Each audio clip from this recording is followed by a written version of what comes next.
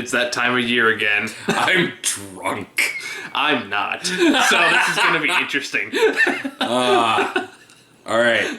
Let's get down to it. So we're going to do the worst first, just to get it over with. Traditionally, you do the other way around, but it's like, I want to end on a positive note. Yeah, exactly. I feel Yeah. like it's better to end on things that we enjoyed rather than, like, you know, just going through the things we enjoy, thinking about what's coming up, which is everything we hated.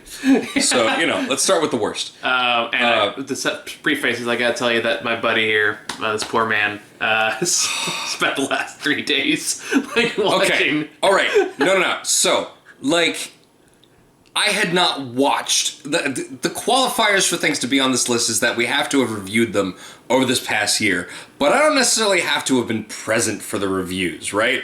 So I realized very quickly that I did not have enough bad movies to fill out this list because let's be real, this past year has sucked, and most of the time I didn't feel like volunteering for a movie that we knew was garbage. So over the past few days, I've watched almost half a dozen movies that I've known were going to be terrible in a row. And it's been a slog. It has been a trial. And we have, like, the texts to prove it between me and Michael. It's mostly going, this sucks. It's like, why? So, yeah, of course, least worst to most worst. So sorry, number 10. It'll be you, me. Yeah, let's go with, I'm starting number 10. Yeah. Hillbilly Elegy. And I know this probably made it higher on the list for significantly. You. Yeah. Okay. But while I did have problems with all the things that everyone has problems with, from the editing to the pacing to the fact that the majority of the movie focused more on the misery rather than the hope, I feel like this is a better balance to work through with it. I did get some measure of gratification out of the way that they ended the movie. Mm-hmm. I expected them to end it worse. I expected this to end up much higher on my worst of list than it did. But even without doing that, it was a pretty bad movie. Yeah. It was just not enjoyable. The ending gratification and message that they ended up with was just not really worth it to me. Yeah, absolutely. And I'm not denigrating, JD's experiences, because I know this is based on a dude's real life experiences, but I feel like the way that they chose to execute the movie was kind of a disservice to him. So I've heard that the real life guy's like an actual white supremacist, so I wouldn't feel that bad. Okay. Well, then never mind. Fuck that guy. All right, so my number 10 is Holiday. This is really number 10. Yeah. Okay. This is definitely what I would call the filler spot. Okay. Oh, by the way, I forgot to mention runners up before I get too much into the nitty gritty of this. I did have like a couple that were like bad, but not bad enough. Yeah. Which was Devil All the Time. Was bad. I couldn't get. Okay. I know it's probably on your list. It is. But I couldn't get myself to hate it enough to justify putting it on the list. It's more like disappointing wasted potential than it was like the worst thing ever. Yeah, very much so. Wasted potential for sure. That's the weird thing about this year's list. Despite the fact that we spent most of it at home, the fact that we had so many movies that were significantly good in interesting ways versus movies that were significantly bad in interesting ways was weirdly surprising. Yeah, I think it's just because of the way things were, and we weren't like stricken to the traditional like theater schedule. Sure, we were allowed to be more selective of what we watched. Sure, but at the same time, like I feel like there were more good movies that came out this year than there were like really bad movies. So it's kind of that's what made ranking this kind of interesting. Yeah, that's one of the things. Like going through this year, I realized pretty quickly that I didn't have enough to make a full worst of list, which is why I just torture yourself. Subjected myself to the past few days. So Devil All the Time's up there. I have two more, a few more, but really quickly. Wait. What's your number? Wait, you said you're number 10. Well, I'm going for the runners up. Oh, you're going for the runner-ups. Okay. Yeah, like these are the ones that like were bad, but not bad enough to make my list personally. Okay. That I just run very, very quickly. The other one I know is on your list, and it was in the first draft of this list. Sure. Archive. Was almost on my list. It was literally this close. When I was looking like movies again, I was like, No, I hated that more. So Yeah. I got bumped off. Okay. New Mutants, same thing. Which is like, yeah, that was pretty terrible. But The only reason I hated this more. The only reason I didn't watch it was because I would have to pay to watch it, and It's not worth it. And then Bloodshot was also a runner-up for me. So boring. I know we'll talk about that one later. So boring and forgettable. But okay, so yeah, those are the runners-up. And your number 10. My number 10 is Holiday, which was the Netflix romantic comedy, kind of sort of Christmas movie. And kind of is the first to spark my running theme of everyone I fucking hate in this fucking movie, and I want to burn the deepest fires of hell. Because Emma Roberts, really? like, I like Emma Roberts as a person. In the movie, she is just a despicable human being. I didn't make the time to watch this. I know it's on Netflix, but As well as it has like the two snobbiest, most pretentious assholes who are like the whole scene in the movie is that they don't want to be single during the holiday seasons. So they agree to like meet up every holiday. So like the to appease their families. But that's like, okay. But then they tell their families their arrangement, which means like, doesn't that kind of defeat the fucking point? Wait. Of getting your parents to shut the fuck up? I almost feel like I should have watched this now. And it's. Have you ever gone to like the art department at a college and met the worst kind of art snob who thinks they are smarter than everyone else in the room and make sure that you know that? Yeah, of course. That are our two main lead characters. Both of them? Both of them. Oh. Yeah, exactly. I know why I hated this movie, and you're stuck with them for like 2 goddamn hours. Wait, a whole 2 hours? It's not like an hour and a halfer? It's definitely longer than an hour and a half. I think it's like an hour 45. I don't remember the exact running time. It felt forever. Looking it up. But I think that was another one I reviewed that with Sarah, and I was like, I fucking hate you. I hope you die. And they're supposed to like root for them to get together at the end. It's like, no, you're both horrible people, and you should be as far away from each other as you can possible. To be fair, it sounds like they deserve each other. Hour 44. It felt like 2 hours. Okay. You feel every minute. That you kind feel of thing. Yeah. We'll get to the one you're talking about. All right. So number 9 for me was Bloodshot. Jesus Christ, was this movie boring. I was astonished by how boring this movie was. For a movie that's full of gunfights and just general action, it's also similarly full of just bullshit dialogue that's meant to make it feel more impactful to you, but in the end just ends up being really boring. Like, I don't know if you've ever sat there and listened to someone that you didn't care about tell you about their tragic story, which as you're listening to it, you can very clearly realize that it's 100% their fault, but I felt a similar level of empathy towards Vin Diesel's character in this movie, and there are granted, like, a couple of moments throughout the movie that are kind of cool, like, as they get towards the ending sequences where the action's balls to the wall or whatever, but generally, it's just a really boring, pointless, stupid script. And, like, I will never forget how Vin Diesel is working out in his little gym area, and this moment happens where the female character, or, you know, the romantic interest or whatever, who's conflicted about being a bad guy versus a good guy, and, like, being sympathetic towards his plight versus, like, doing her mission.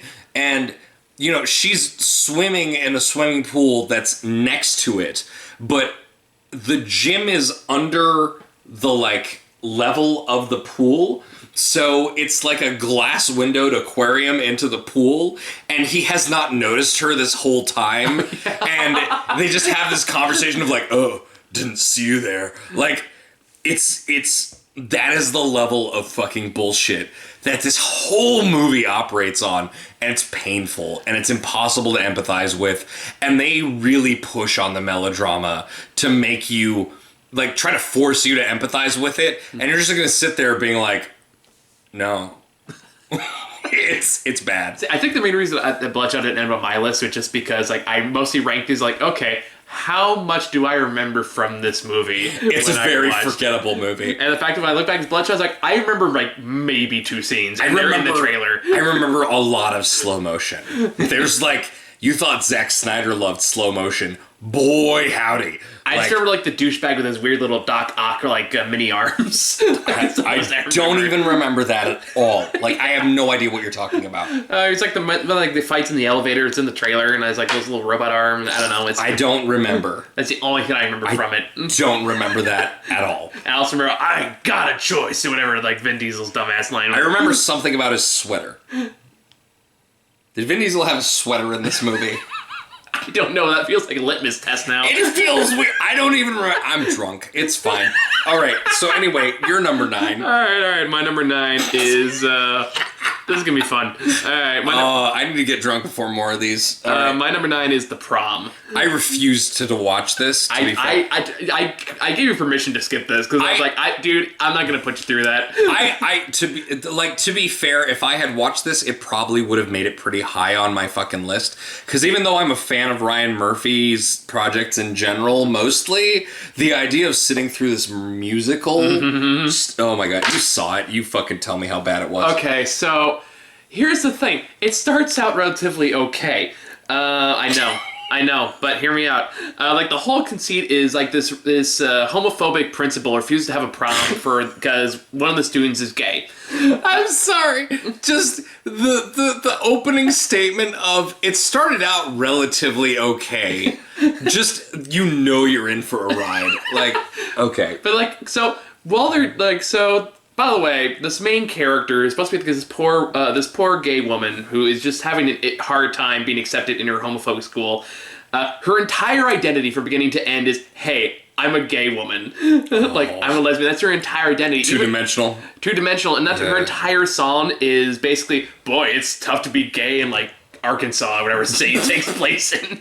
Okay. That's like her entire, like, boy, that's my entire identity, okay. I mean, like, it's a valid perspective, but you gotta build a character on more than that. I know, but here's where it gets, okay, maybe we'll have some self-awareness of what it's doing, and then loses all of that immediately. Okay. Is the fact that we cut to Meryl Streep, and, Nicole Kidman, I think, is in it, and, like, who's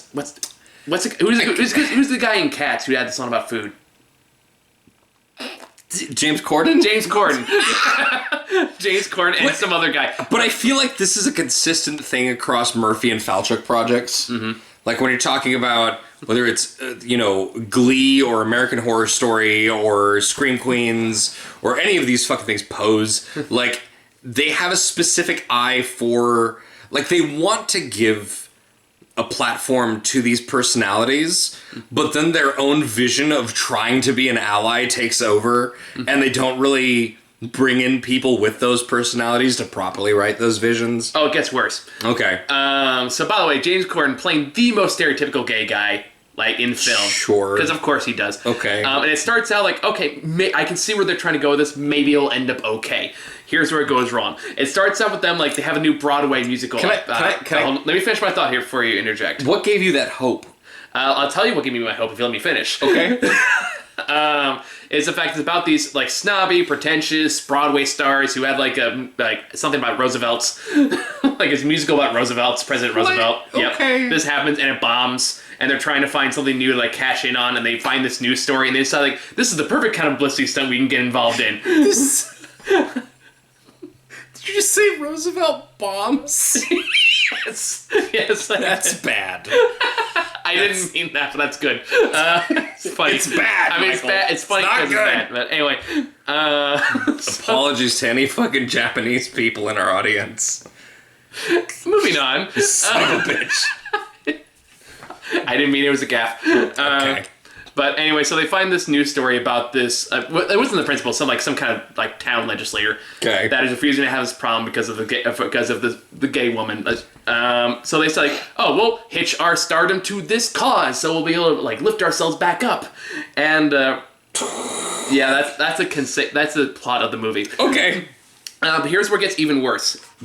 Okay. So. Like, the first part's like, okay, it's kind of self-aware, like, these are all pretentious assholes, so they're gonna have, like, comeuppance towards the end, and even their first song, when they burst their way into, like, this, meeting about it, like, in the auditorium, they have this big, long, like, musical number, where they're like, and we're here to help what's her name? Oh, Judy. Okay, Judy. Stuff like that. It's like, okay, it's kind of like self-aware. That's kind of cute, I guess. Like, it's kind of self-aware of like that these are awful people and this is a terrible thing they're doing. But the minute that song ends, for a movie that's supposed to be about, hey, don't make it about you, and it's supposed to be about the person you're helping, the movie then entirely becomes about these people. Like, entirely. Meryl Streep has an arc, like a romance arc with the principal. It's played by Keegan-Michael Key. Yeah, he's in this. And it's about how he's a big fan of hers, and she just wants to be like, treated like normal person and stuff like that. And they had that whole arc. James Corden has this big whole thing where his parents rejected him when he was younger. Are we gonna go this deep into every movie? Because this seems to really bother you. I feel like it should be higher on the list. Well, the other ones bother me more, but I'm going to Vietnam flashbacks to this movie. Right. Okay. And Nicole Kidman is just there. Okay. That's literally her plot. She's like, and then like everyone has like their come to Jesus moment with the girl who just said like, wow, you guys are so helping me right now. And that's her entire point of the movie. And then she plays a song that goes viral on YouTube, and that solves everything for some reason. It's sweet. So stupid. Deus Ex Machina. That part honestly kind of pissed me off the most. Me doing this stuff for as long as I have, to going like, you put one goddamn YouTube video on there and suddenly everyone's fucking seen it. Fuck you. Sure. Damn. Aren't you glad you didn't watch it now? Yes, but I feel like as my responsibility as a reviewer dictates that I should have watched it, because it definitely would have bumped Hillbilly Elegy off the list. But anyway, that's in our case of everyone here can fucking die. I hate all of you. You're all horrible people, and you completely miss the point of your own goddamn movie. So, all right. So my number 8. One more thing before I go on. Oh God. Because there's also a song. I'm not making this up. Taught by a Juilliard student, because that's his whole identity. He's a Juilliard student. He brags about it all the time. Yep. Sure. And he has a song where he convinces the homophobes that homophobia is wrong because the Bible is bullshit. Cool. Glad that resolved that situation. And everyone's like, wow, that's a good point. It's like, that has never happened in the history of the universe. I'm just gonna... Where you going, buddy? Going for the whiskey. There's not that much of the whistle click left. I guess I'll go for the hibiki. All right. Yeah, we're gonna use for this first part of this list. All right, cool. That was the last thing I want to bring up. You can go ahead with your number 8. My number 8. I've heard the positive reviews of this movie, and I just have different opinions of what makes a good film than some people, and that's fine. So number 8 is Devil All the Time. And I'm surprised it's actually this low on the list. Granted, I've known you've seen the past few days. I'm not. Literally every movie except for Hillbilly Elegy, 4 out of the 5 movies I saw in the past few days are above this on the list. So it makes sense in that sense. But Devil All the Time does this really bizarre thing where, sure, it captures a certain sense of small town desperation. Cool. There are other movies that do that. What this movie fails to do is give you a cohesive thing to care about. Like, there are too many characters in this movie. None of them are captured properly. I saw one review which was talking about how, like, the lighting was a factor in character development as a metaphor, and I just felt like they were giving this director a bit too much credit. Yeah. This director is not that good. They don't know that much about filmmaking and metaphor to be able to accurately put that much into the movie.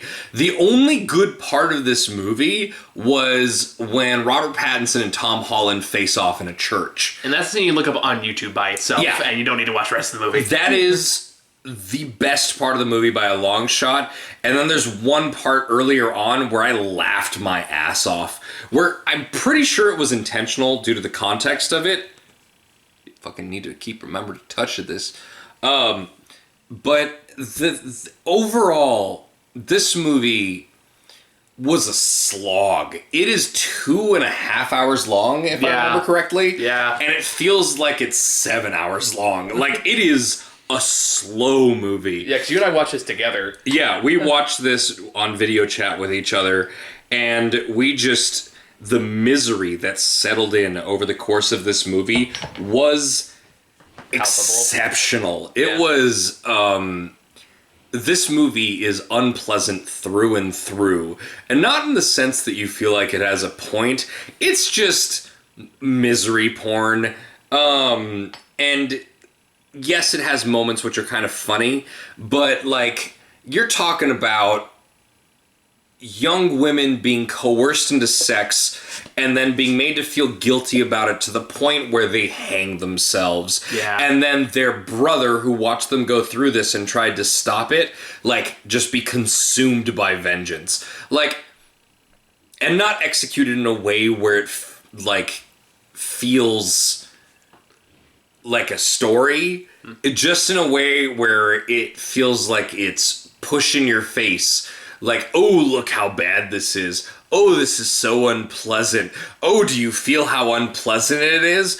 Oh, feel how unpleasant it is. This is an unpleasant movie. It's gritty and it has something to say. What does it have to say? That this stuff is unpleasant. That's it. Well, that'll be a recurring theme to some of these. Fucking nothing to say. It has nothing to say.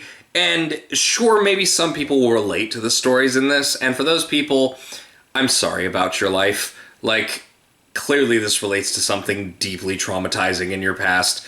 And I can empathize with that. But in general, as a movie being shown to the majority of people, this was fucking boring and pointless. I got nothing out of this. It was such a drab, bland movie and a waste of its cast and my time.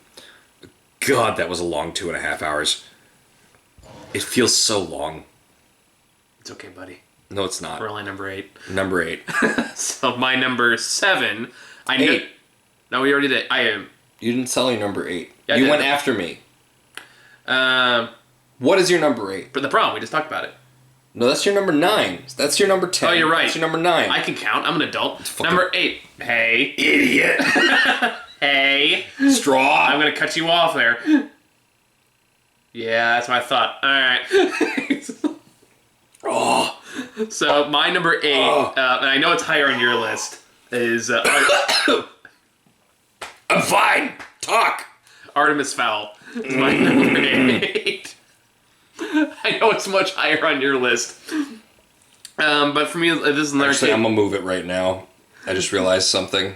Go on. Okay. Keep talking. So Artemis Fowl is actually a case where I actually read the book as a kid. Like, I read the first 3 books when I was younger, and I actually really liked the books. And then watching the movie and what they did with it, it's like, oh man. Oh, it's so bad. Ooh. It is so bad. Right off the bat, like, the whole Colin Firth thing was never in the books. Colin Firth? Not Colin Firth. Colin Farrell. Yeah. His dad? Yeah. His dad wasn't in the books? Like, he pops up in book 2, but he's long gone by the time by the first book opens. It's just him and Butler. And that whole thing of, like, he's a person that protects treasure, that's all bullshit. That was all made up to make Artemis Fowl, like, a redeemable character. The problem with the... No. I heard that the problem was that in the movie he was made into a less redeemable character than he was in the books. In the books he started off as a criminal that slowly found his way to being like a proper person. But in the movie he's just an irredeemable little shit. In the book, the first book... Okay. What you're talking about happened in book 2 and 3. In the first book, he's just straight up the villain. No, I heard about that. Yeah. Which I find is kind of cool. I know, right? Like, Honestly. I was hoping they'd lean into that, and this kid actor just does not have it. He's not a villain, he's just a douchebag. He's just a douchebag, and they try to, like, make him, like, the hero and stuff like that, but, like, the villain, like, the movie's, like, a straight-up hostage negotiation movie, like, book the entire time. I'll talk more about it when we get to mine.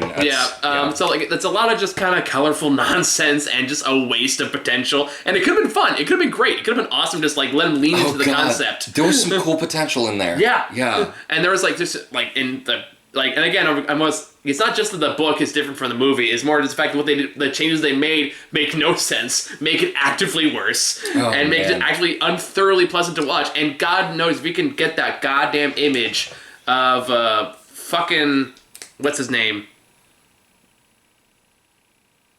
the snowman from Frozen. I don't know.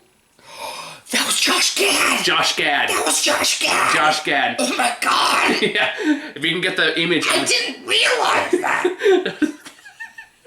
Get the image of Josh Gad with this giant fucking maw. Realize that! Just eating and shitting out dirt in rapid pace. Yep, that was Josh Gad. Oh!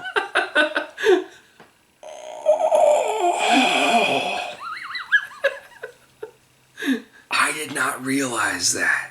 I think really the best thing I saw was just like a little meme that popped up where it's like Netflix goes talk Disney Plus and Netflix says, "Hey buddy, did you mean you post that last night?" It's like, "What do you mean?" It's like, "Well, look it up," and it says Armin's Foul. It's like, "Oh no, oh no, no, no, no, no, no, no." That's kind of what it felt. It feels like a gigantic mistake, and you can see why they dumped it on the streaming service. All right, that's my number 8. Yeah. My number 7 is The Turning. And I mean, like, I've never seen a movie with so many jump scares where not a single one of them made me jump or scared. Every single one of them I either saw telegraphed ahead of time or was so stupid that I just didn't care. And over the course of this movie, watching the protagonist just slowly descend further and further into this spiral of, like, well, let's be fair, madness. It's weird because there are multiple things throughout the movie which indicate that the kids know what is happening to her, which indicates that it's actually encouraged by a real spirit or spirits within the house. But in the end, the way that it comes down to, like, what it comes down to as the final sequence just implies that she's just fucking crazy and it's all in her head. And that's just a waste of my time. Yeah. And sometimes it's, not a waste of my time because of the way that it's executed. But how many times in this movie did this main character supposedly wake up from a dream? Oh God, I don't even remember. It happens so often. It's such a weird mechanic to overuse where you just don't know what's real and what's not. And instead of making you feel the suspense of not knowing, what's real and what's not, it just makes you not give a shit. And over the course of the movie, you just care less and less about what you're seeing because it might just be fake. And in the end, it turns out that all of it's fake. And at the same time, it doesn't excuse the fact that Finn Wolfhard is a fucking douchebag throughout the whole movie. Like, it doesn't change the fact that none of the characters are sympathetic. And it's so infuriating. And it tries to play on your emotions. It's like if you walk through a haunted house and every scare that they tried to jump up with, you were just like, cool. Uh-huh. Alright, sure. What else? Cool. And at the end, after you spent an hour and a half just walking through this haunted house being like, I guess you tried, sort of. And yeah, no, it's just, it's boring. Damn it, I keep remembering to touch this thing. So every time it comes on, I keep seeing your Wi-Fi name and just says, "Come touch our butts." We're polyamorous. We moved into this apartment complex hoping just to troll our neighbors a little bit, and it's just stayed as that forever. So it's just come touch our butts. Yeah, no, it's this movie was pointless, just utterly pointless. Which is a theme you'll see pop up throughout these fucking entries. Yep. Speaking of which, that's a good transition to my number 7. Which is Bram the Boy 2. Wait, you said it was mostly I didn't watch it because you said it's like it was forgettable. It is very forgettable. This is my one. It's so boring that in the actual review you see me have me stumbling, going, I don't know what the fuck to talk about. Okay. For like 15 minutes. Wow. Like I'm tired and I just don't want to be here. That was the general tone. Right on. I'm gonna have to watch it. Did you ever see the first one? No, I didn't give a shit. Okay. The first one had like an interesting twist, and it turns out the doll wasn't haunted. It was just a grown man with a doll mask living in the walls the whole time. What? Yep, that's the twist in the first movie. Yep. Okay. And he just like moves the doll around when she's not looking. That's the plot of the first movie. That's kind of amazing. Yeah. And part of me wishes you hadn't spoiled it for me so that I could watch it myself. And Well, go, like, what the problem is now, because I have to talk about that why the second one is on this list, is because the sequel immediately does away with all of that. And Wait, so it's inconsistent with its own source material? Yes. Okay. So the second one's like, just kidding, the doll really is haunted, it really is possessed by a demon thing, and it like possessed the boy in the first one to make him do things. Also roaches. Sure. And it's just, like, I honestly to this day like do not remember a lot about this movie other than that it's just miserable throughout it. I only thing I remember from it is just the end, like towards the end, where I was kind of hoping for like another similar twist, but like no, it's just an evil doll, and they break the doll's face. It has like a demon face on there, and it's just utterly just a waste of time and pointless. And I just did not want to be there. I was just me. I was already tired because I was burnt out. And it's the middle of fucking January, and I was like, God damn it, let's fucking end because I don't want to be here. I'm so tired. Just let me go home. So it's just. Yeah, it's like probably the most boring, forgettable entry on my list this year. I'm drunk again. Jesus, man, that sounds terrible. It was pretty terrible. Okay. Number 6. All right, my number 6 was Archive. Okay. Archive. I don't. It was. I saw it and I thought it looked kind of interesting, and then it was available for rental on iTunes for like $1, and I figured, why not? Give it a shot. And I'll tell you why not, because that's like time you'll never get back in your life. It felt like a variety of other sci-fi movies that were way better. It felt like it had DNA of Moon and Ex Machina in there. Yeah. And just like bits and pieces of other better work by people more talented and intelligent than this director. And I already went pretty hard on this director in the review. I remember that, yeah. I bullied the director in my review. And I would be sorry, except I meant all of it. This movie is such an egregious waste of your time that, I don't give a fuck about spoiling it. It's not worth it. It's not enjoyable.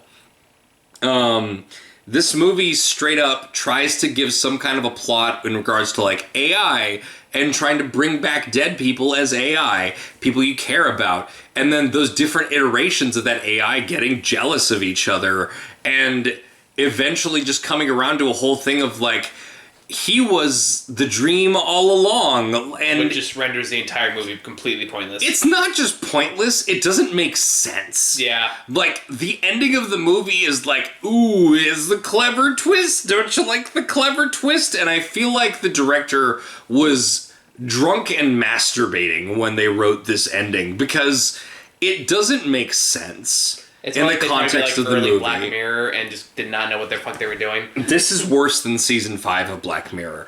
Like, it's... Was season 5 the one with the weird sex video game? I don't remember. But the main point is, this movie does something which could potentially be interesting for the majority of its runtime, and then fails to make it interesting, and then makes it completely pointless in literally the last 5 seconds of the movie.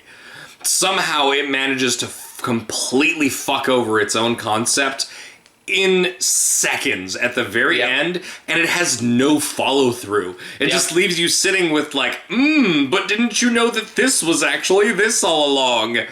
Credits roll. Like, fuck you, man. Fuck you. Fuck you. I fucking hated this movie. It was so incredibly pretentious, and not in the sense of a normal movie where like someone who's inexperienced is overextending their reach.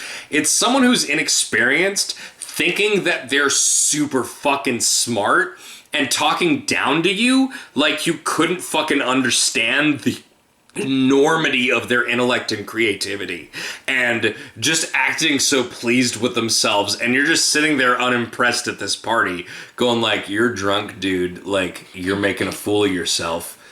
Go sober up, have a drink of water, just lie down and go to sleep, and let the rest of us enjoy our time together without you fucking wasting more minutes of our lives. This movie sucked. I fucking hated it.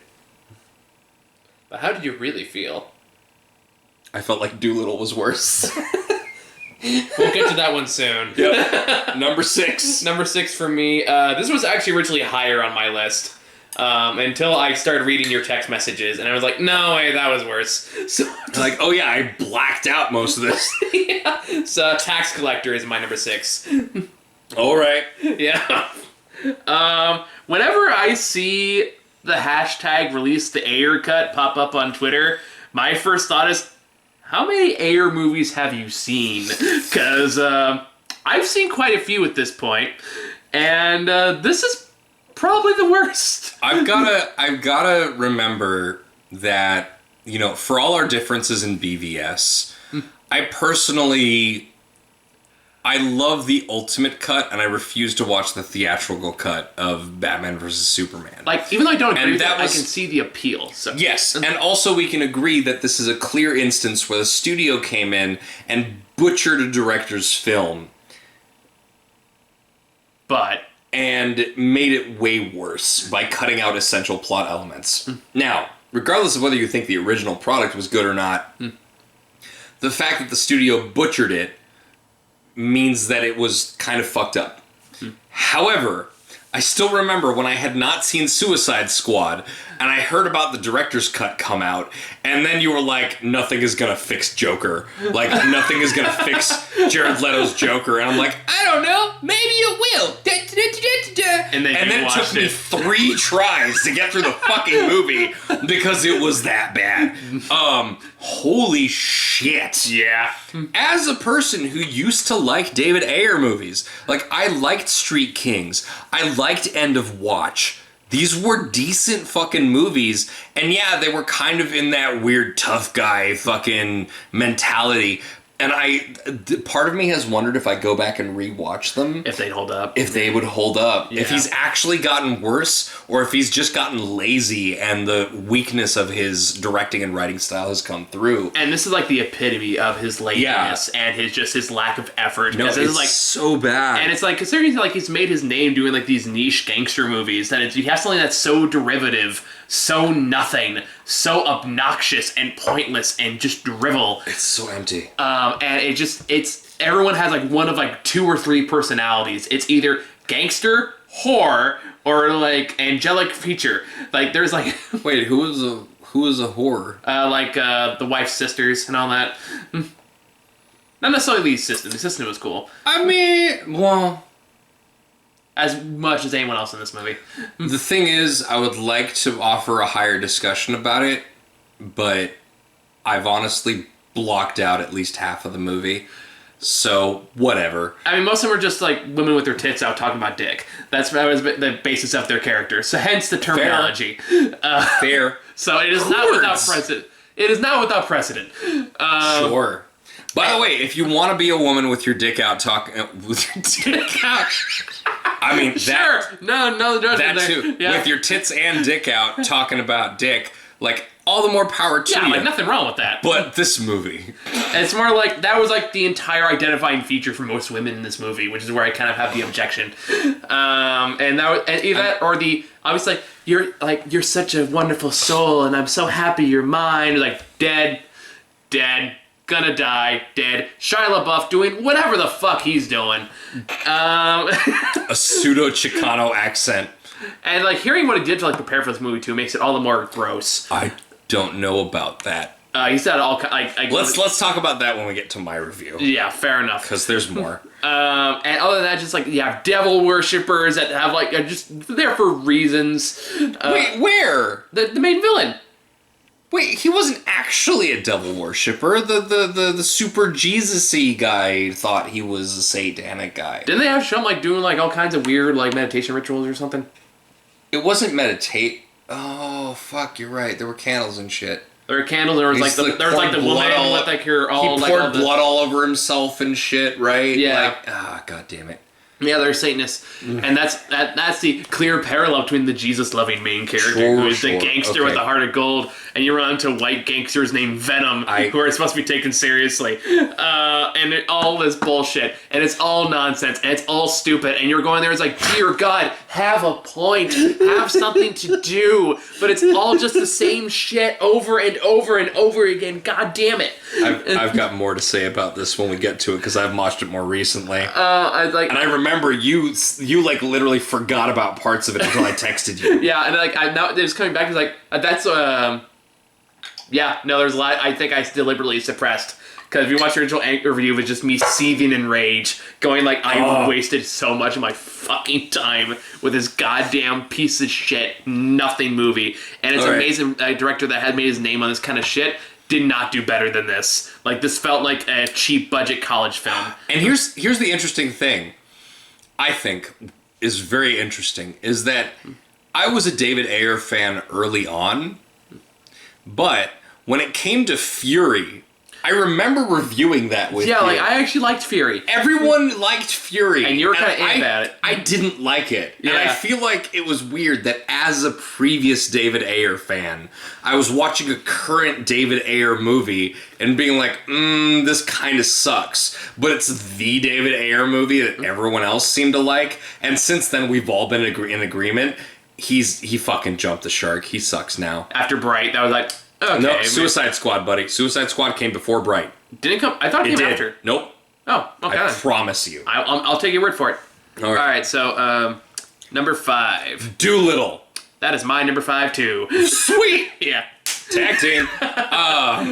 This was the first movie we reviewed this year. I still remember the first movie of 2020 that we reviewed. We went and we sat in theater together. And I remember both of us were in our seats just like... I remember I got up to get nachos. Like, I was like that. I remember there were moments with both of us just looked at each other like... What the fuck are we watching? When will this end? Like, it was... I remember just being a hodgepodge of like 5 different fucking scripts that would just smush together into this pile of nothing that ends with like Iron Man shoving. Hold on. We'll get to that. Okay, so Doolittle had this trailer which made it look like it was going to be this epic fantasy kind of deal, and it looked cool. It looked like it could have been cool, but then you watch the movie, and it's not. It's the amount of celebrities that you won't even recognize just being jammed in there for 1 or 2 lines as a random animal. And then, what was it? Like, was it the tiger? No, it was the gorilla that punches the tiger in the dick. Oh yeah, that did happen. Yeah, that's a thing that happens where they're cheering him on in this fucking cage match, and a gorilla punches a tiger in the dick, and you're like, there's a motivational speech that happens, which they kind of call out as being a shitty motivational speech as a meta joke, but it doesn't change the fact that it's in the movie supposedly as a motivational speech, and I just remember one of the few things I remember from the movie is the vengeful squirrel. The squirrel was one of the best parts of the movie. Let's be clear about that. I agree. Squirrel was great. I agree. But it's like they had like the Camille Nanjiani ostrich. There are and the fucking boy who sort of like who clearly was more prominent in a previous draft of the script. Yeah, right. And then got the whale which pops up like when it breaches the surface and just is this giant whale going in slow motion is just like hello. Like I forgot forgot about that. I will never forget the hello. There are a handful of moments in this movie which make you laugh for 5 to 10 seconds, and it is not worth the runtime of this movie. No. It is the most pointless drivel. It is so incredibly enchanted with itself without understanding that no one else gives a fuck about what it's trying to do. It is so contrived. It is so remarkably charmless for having a guy as its lead who is, known for being really charming generally. Yeah, they finally make RDJ like bland and pointless. Iron Man's a douchebag. Well, that goes without saying. No, I know, but Iron Man is a point-blank douchebag throughout all 3 of the movies. And somehow casting RDJ as Iron Man pulls off the thing where Tony Stark manages to have enough charm to be a somewhat likable protagonist despite all of the douchebaggery. And this movie manages to be so fucking bland that it neutralizes RDJ's charm. Yeah. That's a feat. Yeah. That takes a lot. And never mind the final sequence where the grand finale battle of the fucking movie is resolved by this dude giving a dragon a manual enema. Literally reaching up a dragon's butthole and pulling, because this dragon is blocked up from all the nights and stuff that she's eaten. For some reason, I remember a trumpet, and that can't be right. I'm pretty sure it is. I wouldn't be surprised. But he pulls a bunch of random shit out of her ass. Yeah. Literally reaches up her butthole and pulls out, old armor and stuff that's just been making her feel sick and blocked up. And she's like, oh man, I can poop again. Cool, here's the magic crystal. No, it's more like, you have cleared my bowels, RDJ. I must aid you in your quest. My colon has been unblocked. Here, take the magical crystal. It is difficult to... I still remember, because there's this moment in the trailer where there's this magical light, and it's him with a bunch of animals around him, and his hair gets blown back, and the animal's hair gets blown back like they're looking at a magical crystal. That is the dragon's butthole. Yep. That is literally the dragon's butthole as she farts at them from all the blockage that he's just pulled out. It's literally the moment in the movie that is accompanied with a fucking prolonged fart. Your description of the movie is way better than the movie. And it sounds funny, but it's at the point in the movie where you're just sitting there God damn it. I can't believe this is the climax. This is the high point of tension in the movie. It's not worth it. It's a bad movie. It's a bad experience. We saw this in theaters, Michael. This was one of the last movies we saw in theaters. The last movie I saw in theaters was Onward, my good sir. Yeah, but it was one of the last movies we saw in theaters. So, Doolittle's bad. Yeah. It's aggressively bad. So, yeah. I don't know. I don't have anything to add to that. So, going on with your... I mean, we're on the same page, buddy. We were sitting there looking at each other while this movie happened. Didn't we hold hands at one point? We can make it through this, buddy. We got this. We got this. We can do it. We've been through some shit at this point. Oh, my God. Between that and the fucking Moses movie. Oh, Exodus. And Cats. Hey. I mean that in a positive way, but it was an experience. I saw Cats in theaters 10 times. Fuck y'all. You are so proud of that. I am! Okay. All right, number 4. Okay, my number 4 was Artemis Fowl. Okay. I saw this last night, so it's fresh in my brain. Artemis Fowl is remarkable for having, and I feel bad on a certain level, because in a way, I am bullying a 12-year-old. But I've never wanted to punch a 12-year-old this fucking much in the face. And I saw the Book of Henry a few weeks ago, and that's saying something. This kid is one of the most difficult to empathize with and sympathize with. And man, let's just pull up real quick the texts that I sent you about this movie. because this shit was banana bunkers. You have the elves in the movie who, for some reason, I guess, are Irish. So they say things like, get the 4-leaf clover out of here. And, you know, Dame Judi Dench... doing whatever the fuck she's doing. Doing her best 20 cigarettes a day impression. I just want to hang around tobacco people. Literally, there's a moment where a ship drops open and she appears in armor and she says... top of the morning to you. Oh my god, I forgot about that, Mark. It is astonishing. I didn't even understand why Colin Farrell was in this movie. Shouldn't have been. But this movie does an astonishing thing where it manages to pack... It feels like it's going at a breakneck pace while also feeling that it accomplishes very little in its runtime. It's really impressive at how bad it is. But I started this movie kind of having fun with how bad it was, but it very quickly became something where I was irritated at how bad it was. I feel like I don't remember at least a third of the movie. Maybe I fell asleep, maybe I just blocked it out, but overall, this movie... I've never seen a movie try to do so much and so little at the same time. And... fail on both fronts.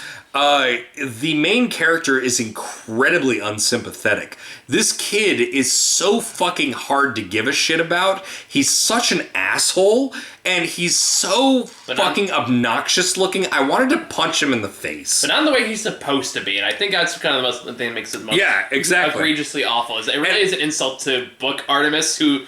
like, the movie, they try to give him, like, this whole thing, like, he's doing it for the good intentions kind of thing, because he wants to, like, help people, or, like, help his father, but the reality is, we're like, no, in the books, he did it just to fucking see what would happen, and for money. So let's just, a couple of lines from this movie, aside from top of the morning to you, and get the 4-leaf clover out of here.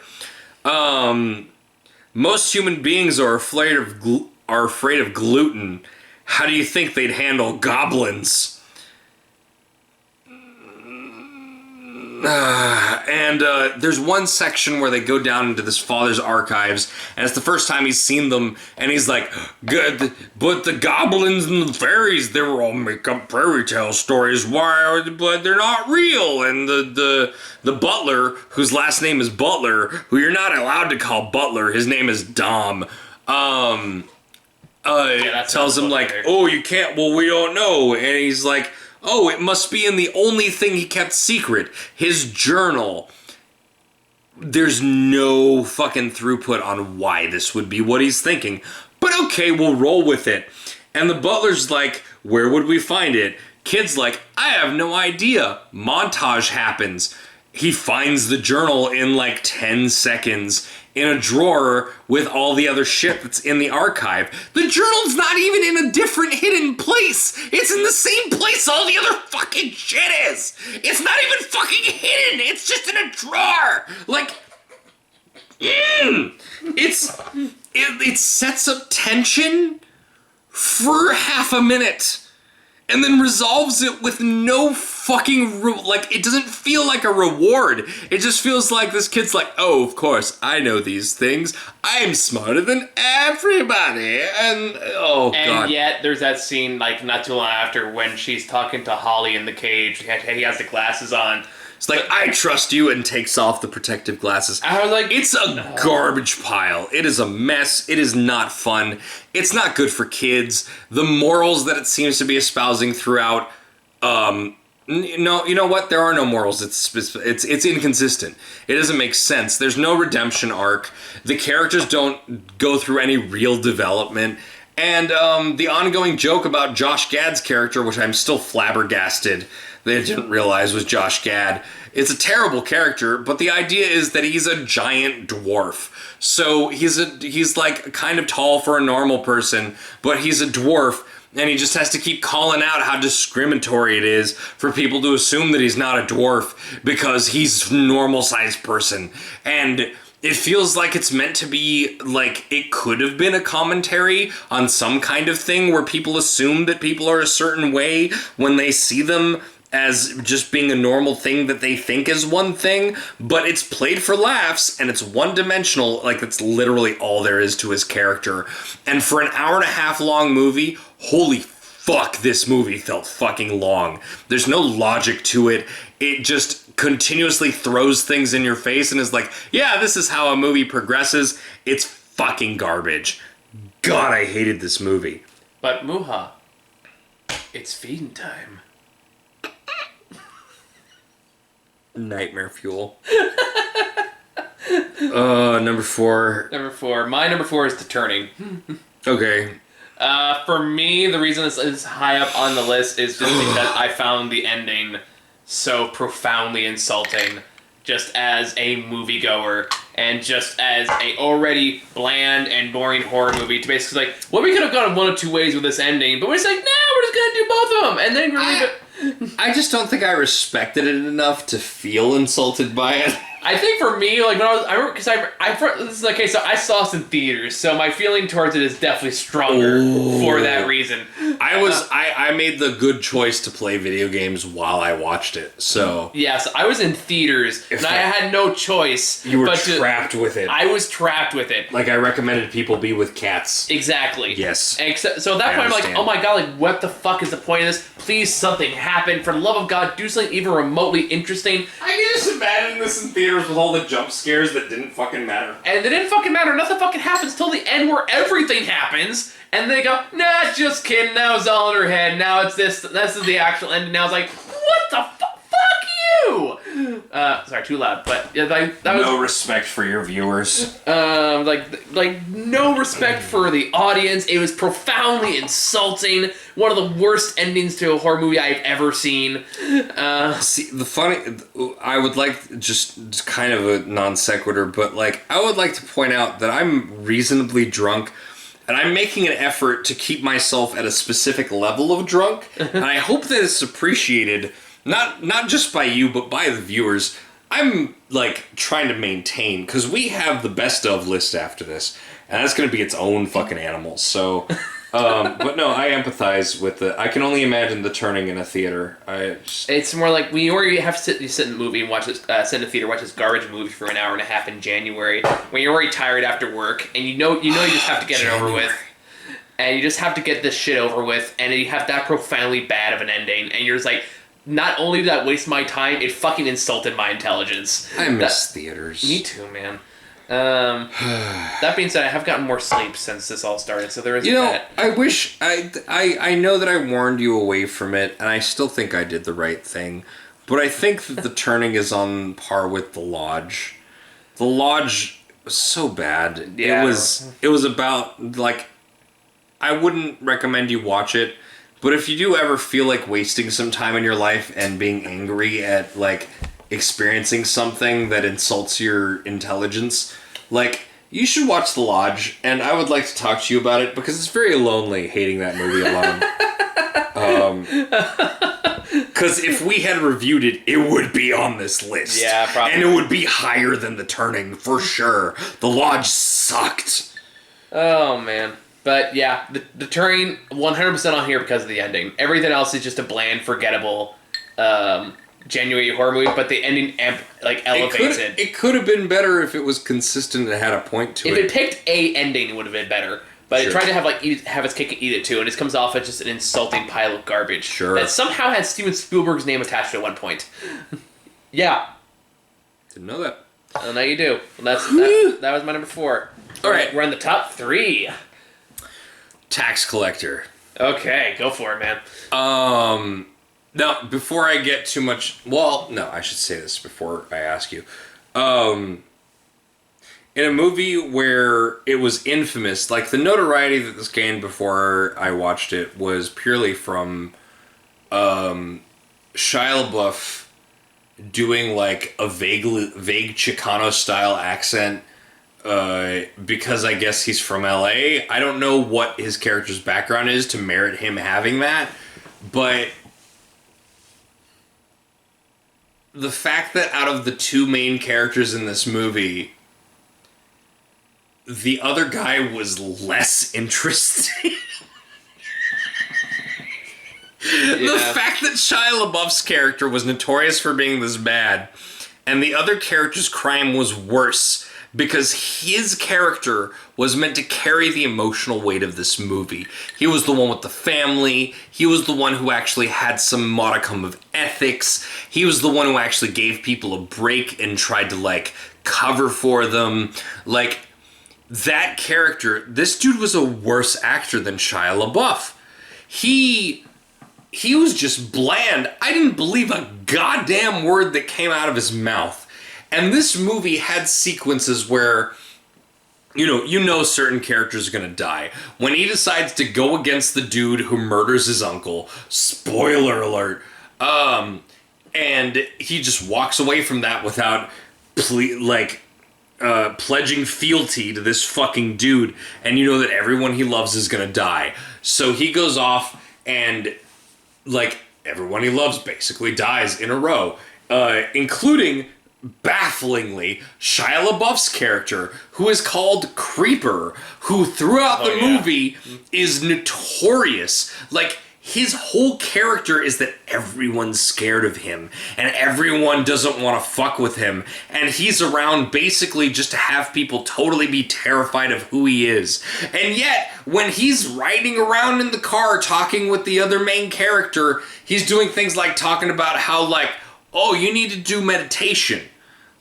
You need to clear your mind. Meditation is the way forward. Oh, I'm check out the snacks that I brought in the back seat. What the fuck is this shit? Oh, I'm on a keto diet. It's better for, and then literally, there's one dude they ask, where's the money? And the dude's check the TV dinners with this fridge. And Creeper literally says, he says, I'm on a special diet. I don't fuck with TV dinners.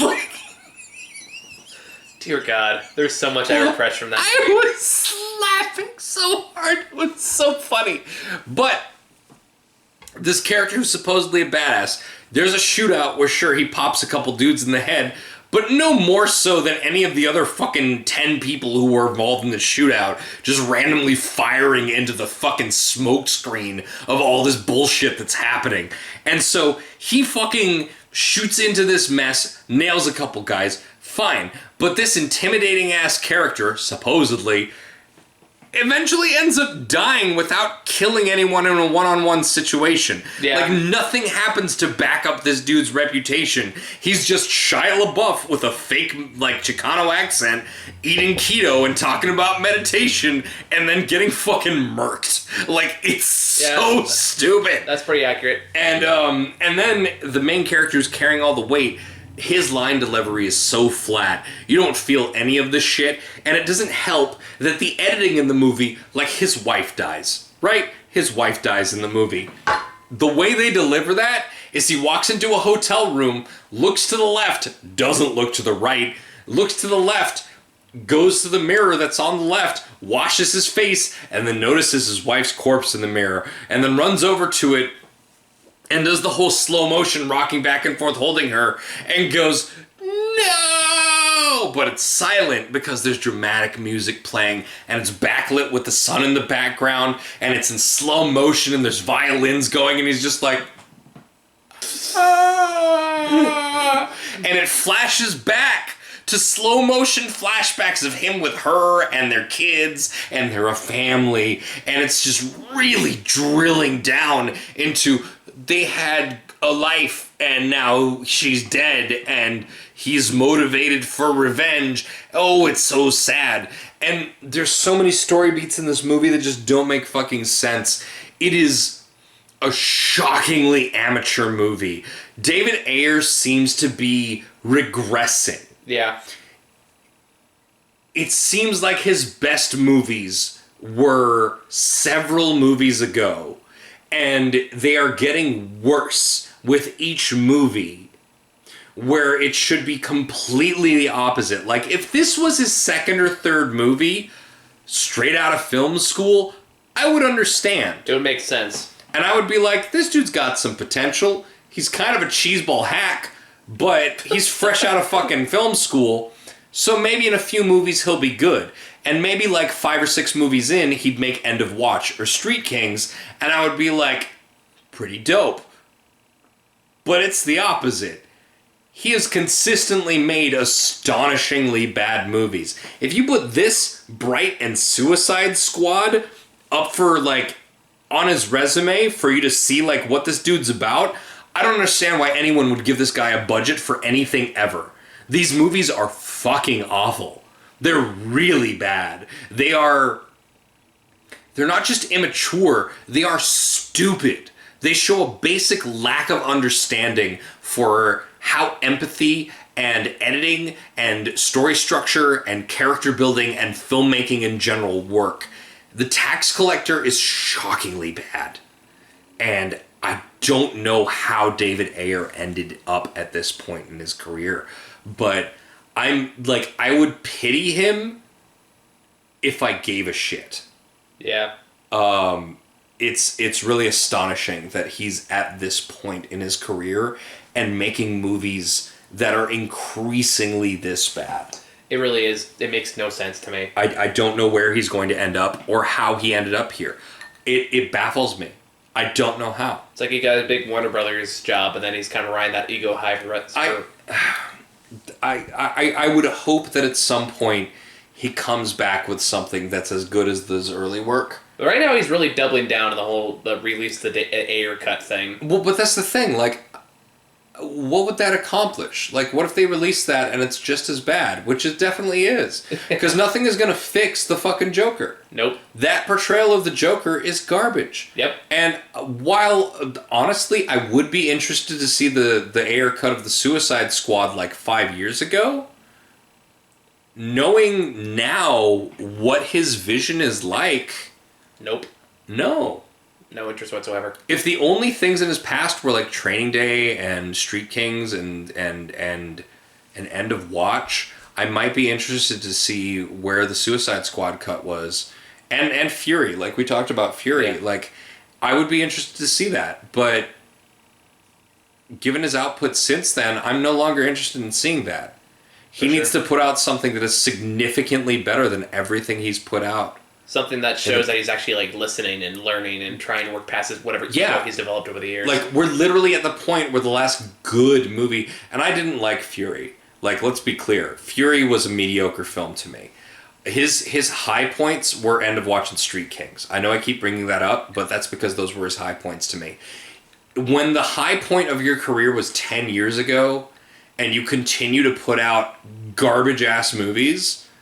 You have a problem. I have no fucking, like, I don't give a shit about seeing your Ayer cut of Suicide Squad. I would like to see it just with all the fucking, like, trailer house bullshit removed from it, just for posterity, but I don't think it would be a better movie. No, it wouldn't.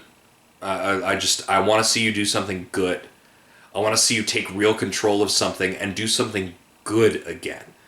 And I don't think he's got that in them. And it makes me sad, because I used to like this dude. But... yeah, Tax Collector, number 3. Fucking terrible. Okay. My number 3, I'm pretty sure, is your number 2, so we can probably knock these out at the same time. My number 3 is Mulan. Yep. Yeah. Let's talk about it.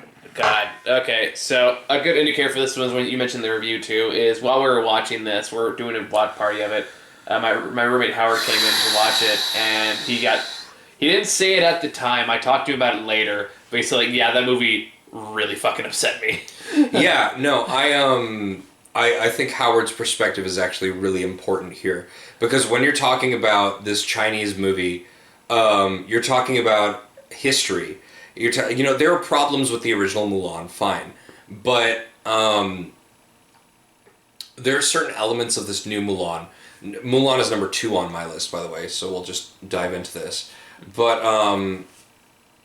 the way that it approaches the topics, the biggest crime of Mulan, aside from being a shoddily constructed movie, is that it completely misunderstands and fucks up the message of the original Mulan. Yeah. Which is that she was capable and better than her cohorts as a soldier because she was smart. That muscle and brawn and power is not everything that makes a good soldier, is that you have to be fucking sharp, and you have to think outside the box, and you have to utilize the resources around you to overcome difficult situations. And this movie does completely away with all of that. It gives her chi as some magical superpower in a way that isn't even faithful to the fucking Chinese concept of chi. And it completely fucks up the regions that these characters come from in a way that is important. Yeah. And there is, God, there was this lady on... I'm going to look her up just because I want to make sure that I do her justice. There is a lady who on Twitter posted a Twitter thread live tweeting her experience of watching Mulan, and she's like super into Chinese history. She is Chinese. She's into Chinese history. She is knowledgeable about these things, and she went through the effort to actually break down how inaccurate all of this stuff is. And she deserves credit for all this shit. She can state it better than I can. But with all of that in mind, with how bad of a movie it is, with how fucking soulless and unentertaining and boring of a movie this was, on top of that, Disney made deals with not only the oppressive Chinese government, but the fucking parts of the Chinese government that were running the Muslim concentration camps. And personally, I ain't fucking down with that. I can't fucking deal with that. And I have a lot of problems with Disney these recent years, but fucking being down with people who are running genocidal camps against Muslims, fuck yourselves. 100%. Fuck off. I don't care. Like, nothing. You didn't even make a good movie out of it. Not that that would have redeemed it, but... You're fucking down with concentration camp people, and you thanked them in the credits of your fucking movie. So, fuck off. Fuck off. Fuck you. Fuck off. Done. I don't really have anything to add to that, so let's just move on. Are you sure? It was a pretty bad movie, man. I mean, how am I gonna top that? Well, talk for a second so I can look up the lady who did the stuff, because I want to credit her. It's mostly just, like, this is another long... Like, I've heard every time I've seen a Disney reboot at this point, it's ended up on my worst list, because all of them are just soulless, nothing garbage machines. And this is no different. It actively insults your intelligence, it actively insults the audience, it insults fans of the original movie, it insults the point of it. It's just an insulting... borderline racist piece of garbage. And it just, the case of, like, the only thing about it that was even remotely redeemable was the Hawk Woman. Oh yeah, lots of people were like... There seemed to be a consistent number of things over the past year where people are like, you know what? I would be down with a strong woman stepping on my throat, and Hawk Lady was one of them. Yeah, are you thinking of the Resident Evil one? Oh yeah, that's definitely another one. I think my favorite joke on that is just a guy going around it's like, man, I miss cons so much because I want to find someone cosplaying this and then pay her $1,600 to step on me. Yeah, basically. All right, so just for the record, Xiran J. Zhao. That's XIRAN JAYZHAO.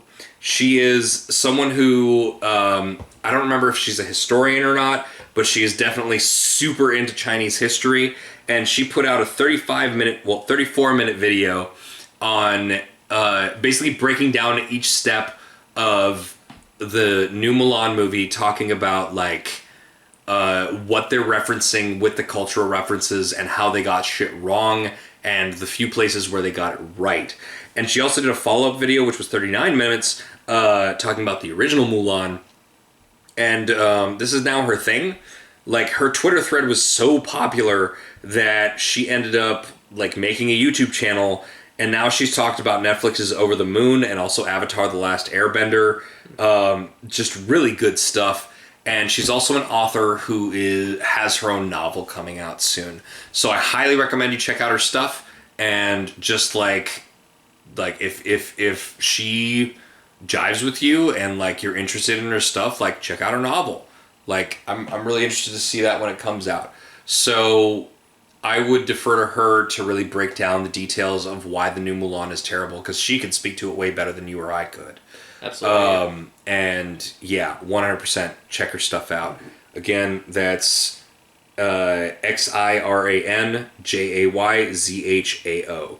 So go for that. But Mulan was my number 2 worst of the year, which is your number 2 worst of the year. My number 2 is you're also your number one, Antebellum. Yep. Okay, cool. Well, let's do that. Yep. If you want a movie that thinks it's so goddamn deep because it can pull from painful historical imagery without understanding the importance, the context, or the gravitas of it, that if it thinks that just having it there, apropos of nothing else, is enough to have meaning, and does it to such an insulting degree on everyone involved, despite like some genuinely good performances from like the main. Janelle Monáe was great. And it's one talking point that does just so up its own ass with how clever it thinks it is. Yeah, there's when it's structurally, conceptually awful. There's a thing about, and here's the thing where I have to tread carefully, because I know that this movie was co-written by a white man and a black man. Mm-hmm. I do not want to dictate to anyone how their perception of their ancestral trauma, is right or wrong. However, when we're talking about how that kind of thing is portrayed on film, there is a balance and a method to making sure that trauma, when it's portrayed on film, it serves a purpose, and that it is balanced with that purpose. So we don't even have to be talking about, the racial trauma of slavery when we're talking about this. We can be talking about the trauma of things like sexual assault, because there's plenty of conversation to be had around the topic of, rape as a story element, and who handles it properly versus who handles it improperly, and how triggering that stuff can be for people who have connections to that trauma versus the catharsis you get out of it. There's a lot of really vibrant debate that exists around this stuff, but when it comes down to it, Antebellum, out of an hour and a half long movie, when a good 50% of that movie is subjecting me to watching slaves being beaten, and I don't have to watch them being raped, but it's implied off screen, and tortured, and branded, and beaten, and one of them is pregnant, and she's beaten to the point where she miscarries in the cotton fields later, and then she hangs herself later. And let's not even get into the details of how black people hanging themselves is its own weird kind of touchy subject. This movie thinks it's really clever with its premise that, and spoiler alert, for some reason, if you want to watch this movie, I highly recommend you don't, no matter what the fuck background you come from, but especially if you're black, especially if you're a woman, and especially if you're a black woman, but spoiler alert, this is actually taking place in a reenactment held by Confederate enthusiasts. So the things that you're watching, like, I had this spoiled for me ahead of time because I didn't want to watch it. And then I realized I had to watch it. And Michael was wondering whether it would be worse or better, knowing the twist ahead of time. 100%, it's way worse. It's way worse knowing ahead of time that this is not being done back in the 1800s. This is taking place in modern times where racist fucking people are kidnapping modern black people to enact these atrocities upon them to make them know their place. It is fucking gross. It makes it way worse, and it's so fucking upsetting. And the redemption at the end, the catharsis that comes at the end, while there are a couple of moments that I would say are cool and fitting considering the subject, the amount of coolness that, and catharsis that comes from those moments is not even fucking close to how vile the rest of the movie feels. It if you are going to put things like this into a movie, if you are going to put a premise like this into a movie, you better pull off something that makes it feel like you had a point Absolutely. that was worth Yeah. all of this fucking suffering.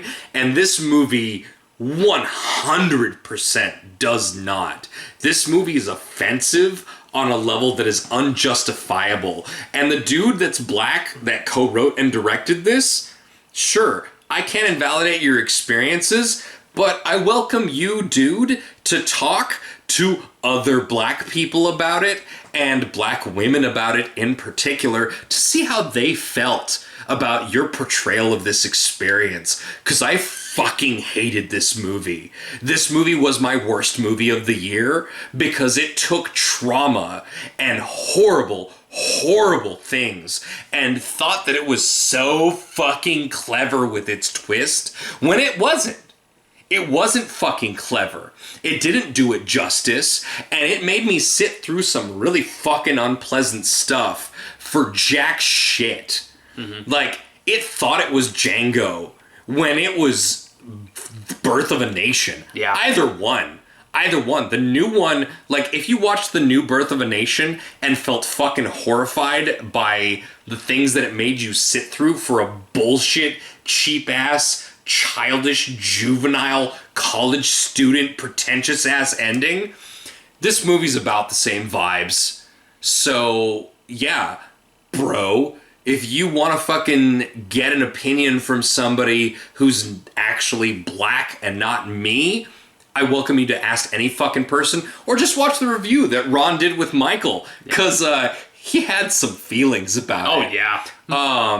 Worst movie of the year. Fuck this movie. Fuck this guy. Like, don't give these two writer-directors any other fucking jobs. I'm fine with blacklisting them. This movie, or just blocking them from any... Sorry, blacklisting's bad term at this point. Just blocking them from getting any other fucking gigs in the industry. Fuck this movie. I really fucking hated it. And justifiably so. Yeah, it's a fucking god-awful piece of shit. I didn't sit through the review that you did with Ron, so if you want to channel any of that into this, like, just convey some of it. Like, I watched some of it, but I got enough out of it after like 10-15 minutes that I was like, alright, I get it. Yeah, we watched the first 10 minutes, I don't know what I can add on top of that, mostly just that we kind of felt the same way. It's like, if you're going to use this imagery, if you're going to go this route, if you're going to try to do, like, have some commentary on that horrible part of history, then you need to do more with it than just show misery for misery's sake.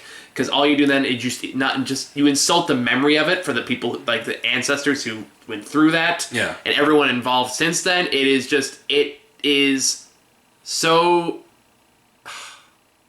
You gotta do more than kill a couple of racists to make up for that shit. Yeah, it's like, it has to have serve a larger point. It has to serve a larger commentary. It has to serve some narrative purpose other than, boy, wasn't that rough? Which is like, what it boiled down to. Boy, wasn't that shitty? Well, we get to burn a couple of them alive off screen. And then you make the Yay. villain so cartoonishly evil at the end, then it was like, okay, then you are basically passing off these horrible acts of real life violence and misery onto this caricature of a villain. So you're saying like, oh, it was only done by the worst kind of people, so it's okay. But it's like, no, that completely missed the point, and it also goes back to we never learned from history because you keep presenting it like this bullshit black and white way. When it was just... the topic deserves more than It's this. so first year film student. It really is. And not just first year film student, but like privileged fucking dude.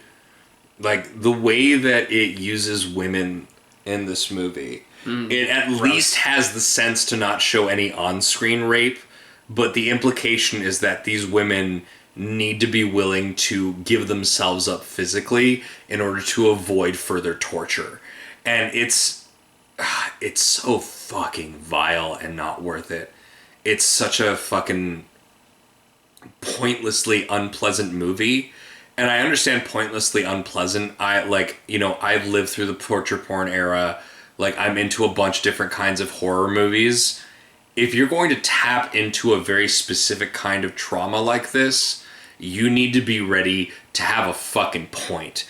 And I return to that one fucking point that I've heard a long time ago, which was just, I forget what comedian it was, but they said you can still make racist jokes. Like, you can still make a racist joke, but you better be damn sure it's funny. Yeah. Like, you can do offensive things. You can use edgy stuff to, like, make your point. But you better have a fucking point. Rather than just to be like, oh, I'm just going to use people's trauma to, like, make the revenge hit harder at the end. Like, that's not enough, dude. That's not enough. It's not. I really deeply reviled this experience.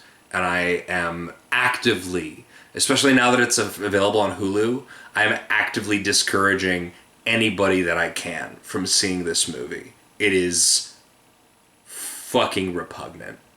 So, yeah. Okay.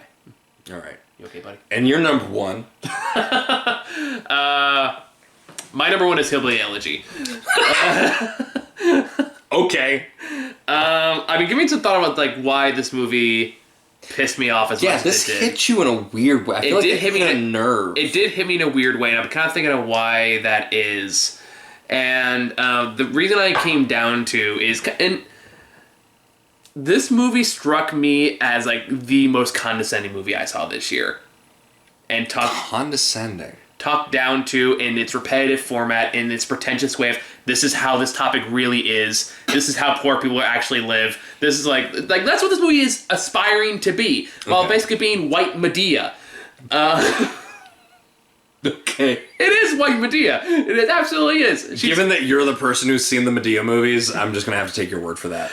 Because she serves the exact same, like the Glenn Close character plays the exact same role in the movie, in which she is the smarmy ass older woman who is supposed to be wiser than everyone else around her. She doesn't give a fuck what anyone else thinks. She comes in the MacGuffin at the end to tell everyone, well, here's how you stop being poor, kind of mentality to it. And then she dies after being poor forever. And that's the one thing we wish happened in Medea movies. But for me, what really struck me is just the repetitive amount of just misery and just. I gotta be lubed up for the best of, man. Fair enough. This was a rough worst of, man. I'm trying to, like, to me, as someone who does have an alcoholic mother, as someone who is currently struggling with his own issues with poverty and trying to make it month to month. You know what? Let me finish my thought here before you go into that. And to have people like, and this is something that happened after I saw the movie, where people started to talk down to me for not liking the movie because I just didn't get it. It's one of those fucking movies. What? I just realized that I'm drunk enough where I don't remember anything that I said about this movie at the beginning of this review. And it is just misery upon misery upon misery. And then at the very end, after this montage of the worst, most abusive, like stereotypically abusive woman imaginable, who just says awful things. I was like, who the fuck would say that? Even someone who's in this circumstance, who the hell talks like this? Yeah. And at the end, then he goes like, well, that's just my family. My family made me who I am, so that makes it okay. I'm like, fuck you. Fuck you, go to therapy. See, I didn't quite get that from it. And let me also, because I gotta jump in, because of course we didn't review this with each other, and I kind of wish we had, because there's a lot of conversation to be had around the specific kind of bullshit that this movie peddles. Mm-hmm. And I am really disappointed in Ron Howard, because I know that he can do better, but I think he was just trying to make a movie instead of really connect with the material.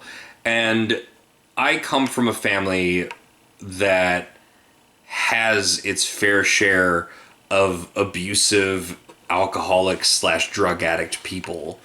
And I've watched the intergenerational trauma like happen as I've grown up. And this whole idea of being able to separate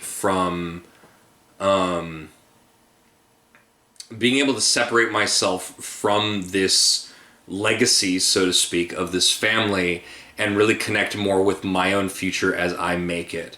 And I understand that my legacy is technically their legacy, but also fuck them. I don't know if we've specifically spoken about this, but it's something I've talked to with a few people about. You've told me about your family's, some of your family stuff. Not just that, but just my perspective on the idea of, growing. And I really have a huge bone to pick with the idea of everything happens for a reason, and anything that's even adjacent to that. The idea that you would endure abuse from people around you or in your life, and that you would have the wherewithal to grow from those experiences. Giving them any fucking credit for that is such an incredibly infuriating concept to me. Yeah. Like, the idea that, I agree. this person abused the shit out of you. Well, good thing they did. Or you wouldn't be as strong. And that's what fundamentally pissed me off about this movie. It feels like it makes apologies. It feels like it excuses. It feels like, oh, they had a bad childhood, so it makes it okay. Even where he goes with it at the end. I can see that on a certain level. However, I will say that the thing that made this not my worst movie of the year, that made this so much further down the list for me, and I know we talked about this already and we disagree on it, but I still feel like the fact that at the end of the movie, spoiler alert, at the end of the movie, he decides to essentially abandon his mother in a hotel room, knowing that she is just going to keep being the person that he's seen her be for his entire life, and just saying, fuck this, I have to take care of my own future that I have fought for all this time. And I have no objection to that. But that's the thing. I did not expect that to be the ending of the movie. I expected this to be a movie where it's like, you know what? Family matters, and I'm going to take care of my mom. Fuck this fucking Yale, graduate, this Yale interview, the Ivy League shit can go fuck itself. I'm going to take care of my family. I fully expected it to go down that route. And the fact that this movie specifically said, do not let your family's damage ruin your chances to move away from that fucking legacy. To make the legacy something that is your own and something better versus the thing that they have perpetuated generation after generation, that really was unexpected and boosted my respect for this movie. Now, granted, it didn't really fucking make up for the misery parade that I'd sat through for the previous 2 hours, but it was better than expected. I can see where you're coming from in that, and I'm not dismissive of that idea. I gave it a 4 out of 10 instead of a 2 out of 10 because of that. Let's put it that way. Fair enough, and I can respect it. I respect your opinion on that for that. However, for me, when it's the message that it has immediately after that kind of underscores that for me, the whole of, oh, well, it just made me who I am, so that makes it okay. It's like, fuck you, you condescending asshole. See, but that's another thing. It's this question of, so the way I see it is, I hate things with the idea that the bad thing that happened to you because you needed to grow from it. I feel like that takes the reward away from the person who did the work. I think that I agree. The main goal of something like that should be, you were faced with an extremely difficult situation and you were the person who was able to have the strength to turn it into a situation where you learned something from it and you were able to grow from it and become stronger from it. Because let's be fair, not everyone's able to do that. These things happen to some people and it destroys them. And if that was the point of this movie, I could have got more behind that, but I don't think it is. I don't think it is either. But and I think for me, it feels really reductive to the real issues that surround issues that surround these topics. I can give that. When you just show the parts of Amy Adams' life, that's just the Hulk. I rewatched my review to get a better idea why I hate this movie so much. And one thing that I brought up in the review is the fact that it feels like it only emphasizes the cinematic moments of this person's life versus the real moments. Like, here's the parts where she was really awful, and every scene she's in has the exact same pattern. Where it's, oh, they're a happy moment, they do something charming, then somebody freaks out, flips on a dime, they yell at each other, and then repeat over and over and over again ad infinitum. It has that same level of extension every single time, and there's no differentiation between that. So you're stuck in this miserable trap, and there's no nuance. And then you'll get a flashback sequence, either of Glenn Close or Amy Adams, like, well, they had a tough childhood, and they had a tough marriage, so that makes it okay that they're this way. Family is family. And I know he eventually abandons that family for good fucking reason, but that's not the point that he does it. The point is still like, well, family made me this way, so that makes it okay. And that is so horribly reductive and so insulting to me on an individual level. Yeah. And I can also tell that it's a movie about poor people written by rich people, because they all have that same goddamn fucking scene where everyone pays with, like, has the whole, like, take this card, your card's been declined. Like, motherfucker, I can guarantee you any poor person I know knows exactly how much is on every single card they fucking have. Well, let's not forget also that there's very specifically seen in this movie where they're talking about not being like a charity case and everything, while at the same time talking about how, like, hospitals won't take us. Well, I mean, if we're there's so much, like, if you just shut the fuck up about your stupid pride and stop being afraid of communism and socialism because of the bullshit propaganda that you guzzle down all the time, you would be able to get the care you needed to handle this shit. And if we put the regulation in place against the the pharmaceutical companies that allowed this kind of fucking devastation to happen to these regions of the country, you might be able to avoid literally the stuff that you're against because America, like, and this bullshit fucking propaganda that you've been choking down this whole time. If you just let this stuff fall into place, it would solve all these problems that you're so fucking upset about. And the fact that the fact that she prioritizes not being a charity case over, I don't know, not being a fucking monster to her goddamn family is so deeply, viscerally vile. And it's like, I feel like it's all this movie, like, this message about hope at the end and all that stuff is kind of tacked on. And it's like, okay, if you actually presented times where you actually had good times with your mother that didn't also immediately end in someone yelling and harassing each other for whatever reason, like, you might have had a more balanced portrayal of that at the very least. He did for those, 2 minutes before she literally threatened to kill him. Yeah, and you have shit like that, and it completely undermines any positive point you have with the family you had. It's like, motherfucker, you need to go to therapy. You need to work out some of this trauma shit. Yeah. But he's supposed to be this, well-balanced person because, fucking White Medea said, hey, stop being poor. He just doesn't understand how to use all these goddamn forks.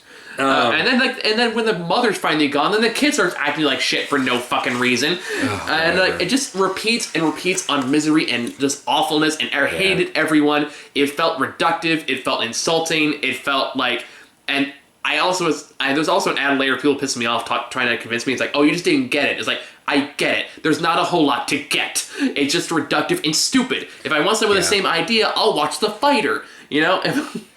Oh man, I forgot about The Fighter. That was a good movie. Yeah, like a good movie that tackles a lot of these same things. Yeah, weirdly so. Yeah.